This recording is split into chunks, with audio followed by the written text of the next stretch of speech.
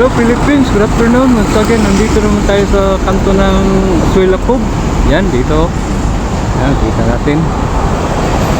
Kuha tayo ng update dito sa ginagawang tulay sa Davao Samal Bridge. Yan, dito tayo ngayon. Naghahol sila ng malaking kulom para doon sa may dagat, sa tulay na doon. Ayan na po. Yan, dalhin yan doon sa loob.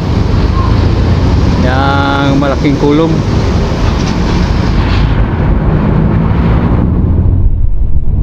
Ano po mga ka-viewers ko, napakalaking kulom yan. Ewan ko ilang diametro yan.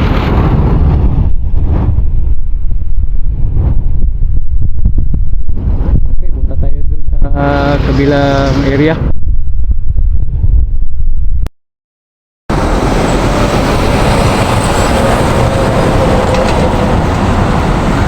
Okay, nandito tayo sa kabilang fabrication nila. Kuha tayo ng video dito.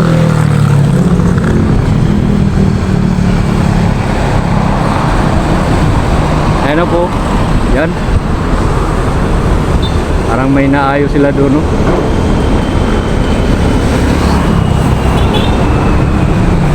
Okay, dito na sila nag-drill. Yan na po mga ka-viewers ko. Ano po? Parang may natira yata sa drill bit nila.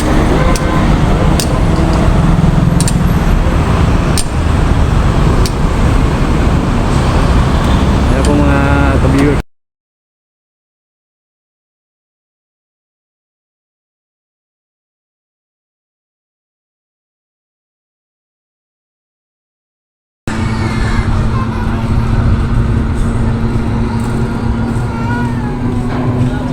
Ayan na po yung truck mga ka-viewers ko. Yan ang karga ng kulong.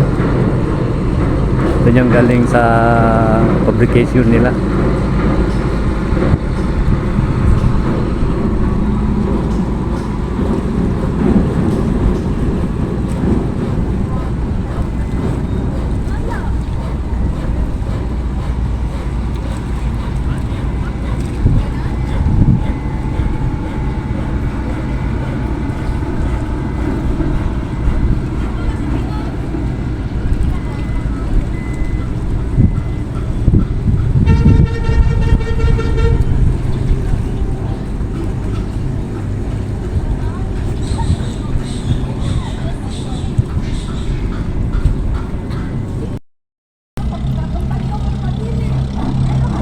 Ayan na po mga ka-viewers ko.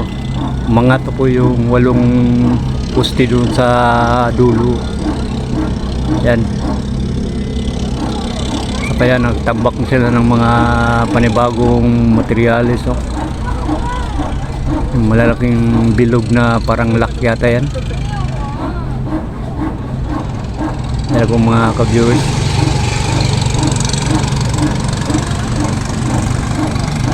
Yung kulay green, ayaw ko kung anong equipment yan.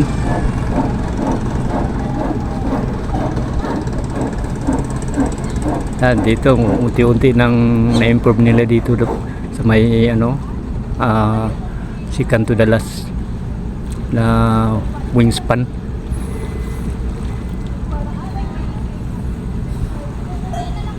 Ayan po.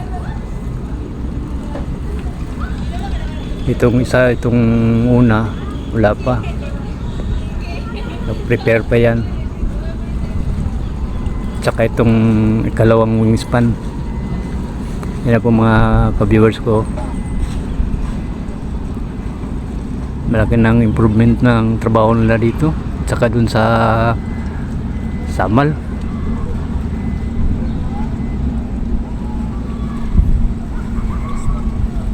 Maganda to pag matapos to. Future ng dalawang city ito, Davao City at saka Samal Island City.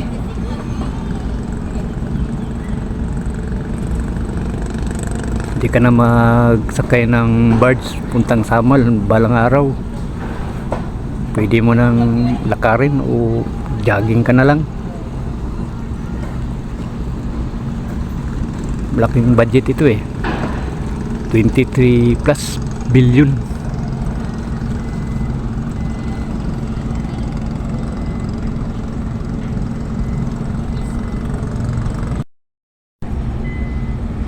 Okay mga ka-viewers, so kung bago ka pa lamang sa aking channel, paki-subscribe na lang po, pindot na rin yung notification bell, at saka isalin nyo na rin yung like and share.